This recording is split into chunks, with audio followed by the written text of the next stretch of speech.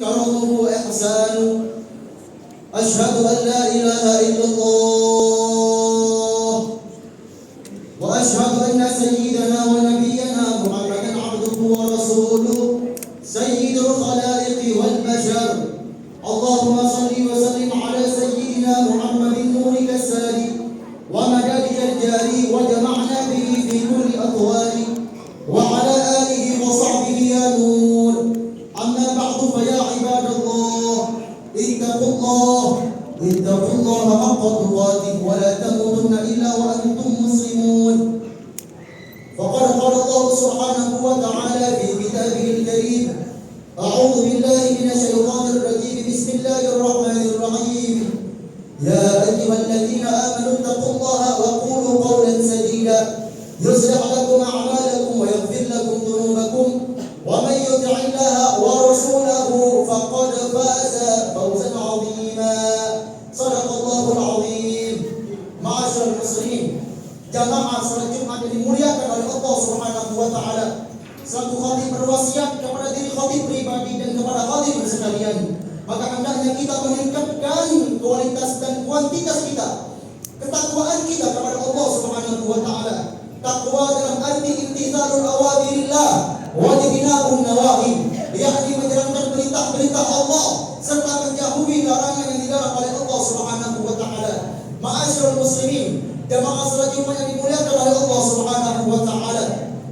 Kita bersyukur kepada Allah atas segala nikmat yang diberikan oleh Allah Subhanahu wa taala.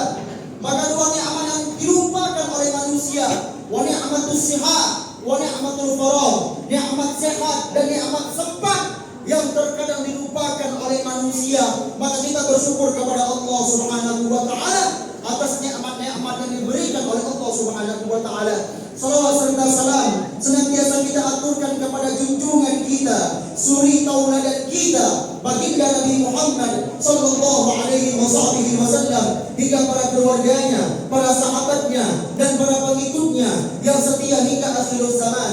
Ma'asyiral muslimin yang dimuliakan oleh Allah Subhanahu wa taala, yauma yafirrul mar'u min akhihi wa ummihi wa abihi wa sahibatihi wa banihi likulli imri'in minhum yawma idzin sya'nun yughnihi. Maka hadirin, maka pada hari itu yauma yafirrul mar'u min akhihi, saudara-saudara kita berpisah dengan kita, wa ummihi wa abihi, ibu dan bapak kita berpisah dengan kita, wa sahibatihi wa banihi, para sahabat kerabat kita berpisah dengan kita, orang-orang terdekat kita pun berpisah dengan kita. Apa hari itu hadirin yang dimuliakan oleh Allah Subhanahu wa taala? Maka hari itu adalah hari yang mana amal-amal kita akan dihisab oleh Allah Subhanahu wa taala. Amal-amal kita akan diperhitungkan oleh Allah Subhanahu wa taala. Amal-amal kita akan dipertanggungjawabkan di hadapan Allah Subhanahu wa taala. Maka hadirin, sebagaimana hadis Rasul sallallahu alaihi wasallam, qala Rasulullah sallallahu alaihi wasallam, la tazulu qadama 'abdin hatta yus'al an arba'in, an umrihi fima afnahu wa an jasadihi fima ablahu wa an malihi min aina iktasabahu wa an ilmihi madza 'amila fihi wa an malihi min aina iktasabahu wa fima anfaqahu. Kata Rasul sallallahu alaihi wasallam, la tazulu qadama 'abdin hatta yus'al an arba'in. Kelak kedua kaki seorang hamba pada hari kiamat mereka berjalan, tidak lain dan tidak bukan, mereka akan ditanya oleh Allah Subhanahu wa taala. Yang pertama, mereka akan ditanya oleh Allah Subhanahu wa taala an umrihi fima afnahu, umur mereka yang telah ditetapkan oleh Allah, yang telah dipanjangkan oleh Allah, yang telah diberikan oleh Allah, jatah nikmat mereka, umur mereka. Mereka akan dipertanggungjawabkan di hadapan Allah Subhanahu wa taala. Maka umur-umur ini hadirin, Al-Imam Syekh Ibnu Athaillah As-Sakandari, Shahihul Hikam, maka beliau pernah mengarang suatu kitab yang mana kitab tersebut populer, namanya kitab Al-Hikam karangan Syekh Ibnu Athaillah As-Sakandari. Maka beliau pernah mengatakan, rubba umrin ittasa'at amaluhu wa qallat amdaduhu. Maka terkadang Allah berikan umur yang panjang kepada hambanya, terkadang tidak memberikan manfaat sama sekali. Wa rubba umrin qalilatun amdaduhu amaluhu wa qallat amdaduhu. Maka terkadang Allah berikan umur yang pendek kepada hambanya, akan tetapi mereka bisa bermanfaat bagi masyarakat sekitar. Yang kedua, mereka akan dipertanyakan di hadapan Allah Subhanahu wa taala, wa an jasadihi fima ablahu. Jasad mereka yang telah diberikan oleh Allah, yang telah disehatkan oleh Allah, maka kelak jasad tersebut akan diminta pertanggungjawaban oleh Allah Subhanahu wa taala. Sudahkah engkau gunakan jasadmu untuk beribadah kepada Allah, untuk bertaat kepada Allah, untuk melakukan amalia-amalia, berbuat baik? Maka jasad tersebut akan dipertanggungjawabkan di hadapan Allah Subhanahu wa taala. Maka hadirin yang dimuliakan oleh Allah, nafas yang diberikan oleh Allah, penglihatan yang diberikan oleh Allah, telinga yang diberikan oleh Allah, mata diberikan oleh Allah untuk melihat, telinga diberikan oleh Allah untuk mendengar, lidah diberikan oleh Allah untuk berkata, bertasbih, memuji Allah Subhanahu wa taala, berzikir kepada Allah Subhanahu wa taala. Maka kalau kita gunakan hal-hal baik, maka semua itu akan menjadi ladang ibadah, ladang amal yang kita akan petik di akhirat nanti. Maka hadirin yang dimuliakan oleh Allah Subhanahu wa taala, maka kita berkaca penghidupan udara bebas yang diberikan oleh Allah Subhanahu wa taala kepada kita. Maka kita berkaca kepada orang-orang yang tidak diberikan kebebasan oleh Allah Subhanahu wa taala. Jatah umur mereka, jasa kesehatan mereka, jatah seluruh aktivitas mereka itu tidak diberikan oleh Allah Subhanahu wa taala. Bahkan jatah hidup mereka sempit, hadirin. Maka kalau kita merasakan kesedihan dalam hidup, kegundahan dalam hidup, idhab ila sijni lita'rifa ni'matal hurriyah. Maka pergilah kita ke penjara agar kita tahu, melihat bagaimana nikmatnya kebebasan. Kalau kita merasakan sedih pada saat ini, maka idhab ila mustasfa lita'rifa ni'matas sihah. Maka pergilah kita ke rumah sakit agar kita merasakan nikmatnya kesehatan. Maka hadirin yang dimuliakan oleh Allah Subhanahu wa taala, maka jasa tersebut akan dipertanggungjawabkan di hadapan Allah Subhanahu wa taala. Maka ala ya sahi la tadhab wa dabbar. Maka hadirin yang dimuliakan oleh Allah Subhanahu wa taala, alika bi taqwallahi in kunta ghafilan. Maka terkadang kita bertakwa kepada Allah Subhanahu wa taala, maka persiapkan amal-amal kita untuk menghadap Allah Subhanahu wa taala. Maka idza janna 'alaikal lailu hal ta'ishu ila al-fajr. Maka jika malam telah tiba, apakah kita bisa menjamin kita akan hidup sampai fajar besok? Maka orang tersebut, manusia manapun, tidak bisa menjamin mereka hidup sampai fajar besok. Idza janna 'alaikal lailu hal ta'ishu ila al-fajr. Fakam min sahih mata min ghairi illatin. Maka betapa banyak orang-orang yang sehat, mereka mati tanpa sebab. Wa kam min fata amsa wa asbaha dhahikan. Maka hadirin, betapa banyak manusia yang siang dan malamnya mereka tertawa terbahak-bahak. Wa atfanahu wa huwa la yadri. Maka mereka tidak melihat, mereka tidak berkaca bahwasanya kain kapan mereka sedang dituntun. Maka wa'an jasadihi fima ablahu. Maka kelak jasad kita akan dipertanggungjawabkan di hadapan Allah Subhanahu wa taala. Kemudian yang ketiga hadirin yang dimuliakan oleh Allah Subhanahu wa taala, hal yang dipertanggungjawabkan di hadapan Allah Subhanahu wa taala, wa'an ilmihi madza 'amila fi.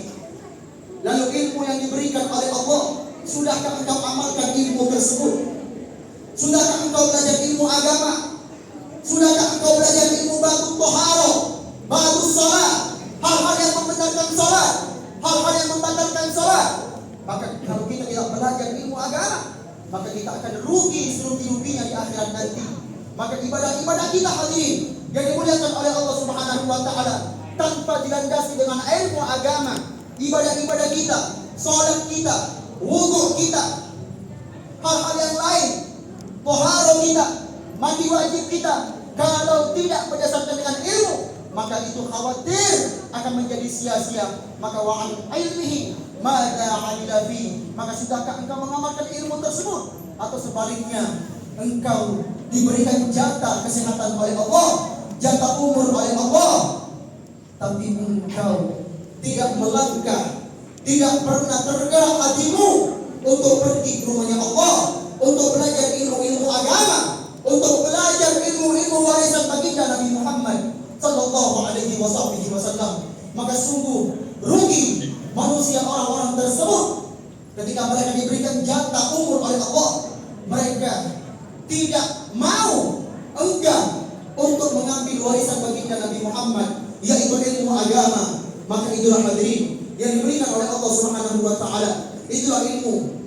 Ketika ilmu tersebut kita berguna, bermanfaat, maka ilmu tersebut bisa kita amalkan dalam kehidupan sehari-hari kita. Maka hadirin yang dimuliakan oleh Allah Subhanahu wa taala, sebagaimana para pepatah Arab mengatakan, ta'allam falaisa al-mar'u yuladu 'aliman wa laisa akhu 'ilmin kaman huwa jahilu. Maka belajarlah. Tidak semua anak yang baru lahir jadi orang alim, jadi orang yang berilmu. Tidaklah semua anak yang baru lahir, ketika mereka baru lahir, mereka menyebutkan qala Rasulullah sallallahu alaihi wasallam. Tidak. Maka anak-anak yang baru lahir tidak sama seperti Allah sudah berikan akal kepada mereka. Maka tidaklah sama anak yang baru lahir jadi orang alim. Walaisa huwa ilmin kaman huwa jahilu. Dan tidaklah sama orang-orang yang bodoh sama orang-orang yang berilmu, yang mengamalkan ilmunya dalam ketaatan kepada Allah Subhanahu wa taala. Yang keempat, wa an malihi min aina iktasabahu wa fima anfaqahu. Lalu harta yang diberikan oleh Allah kepada kita, kelak harta tersebut akan diminta pertanggungjawaban di hadapan Allah. Sudahkah engkau menginfakkan hartamu, menginfakkan hartamu di jalan Allah Subhanahu wa taala, menyedekahkan hartamu di jalan Allah Subhanahu wa taala? Lalu malah sebaliknya hadirin, engkau gunakan hartamu untuk jalan kemaksiatan kepada Allah Subhanahu wa taala, untuk jalan yang dimurkai oleh Allah Subhanahu wa taala. Maka itulah menjadi condong dalam diri kita. Mari kita berlomba-lomba fastabiqul khairat selepas daripada Ramadan.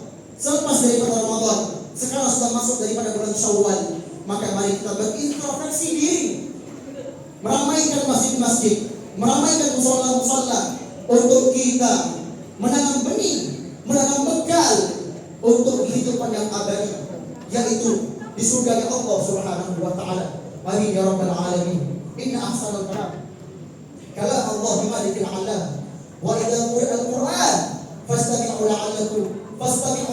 wa ansitu la'allakum turhamun. A'udzu billahi minasy syaithanir rajim. Bismillahirrahmanirrahim.